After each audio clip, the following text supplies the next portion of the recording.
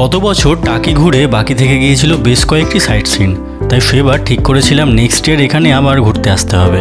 যেমন ভাবা তেমনি কাজ, তাই এবছরও ঘুরে আসলাম টাকি থেকে। একটা সুন্দর ট্রেন জার্নি করে পৌঁছালাম টাকি রোড স্টেশন।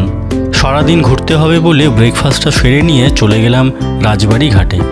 এই নদীটা হলো ইছামতি আর ওপারটা বাংলাদেশ। যাই হোক, এবার এখান থেকেই এই সাইট সিনের 4টা থেকে সেকেন্ড প্যাকেজটা চুজ করলাম, যেটা 350 টাকা পড়লো।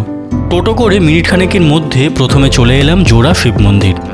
এর পরের সাইট সিন ছিল ঘোষবাবু বাড়ির দুর্গা দালান। এখানে কিছু বাংলা সিনেমার শুটিংও হয়েছে। আর এই হলো দুর্গা দালান, কি অপূর্ব তাই না? এরপর চলে আসলাম প্রতীপ সৈকত। খুব সুন্দর একটি জায়গা। এখান থেকে ইছামতি নদীটা খুব সুন্দর লাগছে।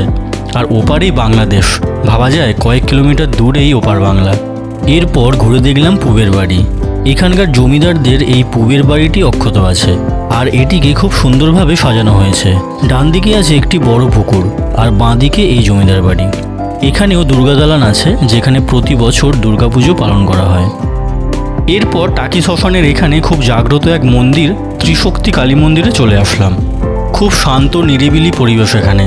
আর বড় ব্যাপার হলো এখানের পুরোহিত খুব সুন্দরভাবে এই মন্দিরের কিছু তথ্য এবং ইতিহাস শুনিয়েছিলেন। এই ট্রিপটার পুরো ডিটেল ভিডিও দেখতে চাইলে চেক করুন বঙ্গ ব্যাকপ্যাকার ইউটিউব চ্যানেলের ভিডিও লিস্ট। তো আজকের মতো টাটা।